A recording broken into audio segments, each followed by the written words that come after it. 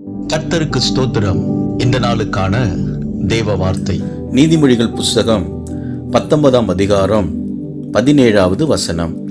ஏழைக்கு இரங்குறவன் கர்த்தருக்கு கடன் கொடுக்கிறான், அவன் கொடுத்ததை அவர் திரும்ப கொடுப்பார். இந்த நாளின் தேவ வார்த்தையின்படி ஆண்டவருடைய நாமத்தினாலே நீங்கள் செய்கிற தான தர்மங்களுக்கு ஆண்டவர் பிரதிபலனை கொடுத்து உங்களை ஆசீர்வதிப்பார். வேதத்தில் கொர்நேலியு என்கிற மனுஷனை பற்றி நம்ம வாசிக்கும் பொழுது, அவன் தேவபக்தி உள்ளவனும் தன் வீட்டார் அனைவரோடும் தேவனுக்கு பயந்தவனுமாயிருந்தான். ஜனங்களுக்கு மிகுந்த தர்மங்களை செய்தான் என்று வேதத்திலே வாசிக்கிறோம். ஆண்டவர் அந்த மனுஷனுடைய வீட்டை தெரிந்தெடுத்து பேதுரு மூலமாய் அந்த வீட்டுக்கு ரட்சிப்பை ஆண்டவர் கொடுத்தார். பரிசுத்த ஆவியின் நிறைவை கொடுத்தார். அவர்கள் யாவரும் தேவனுடைய ரட்சிப்பை பெற்றார்கள்.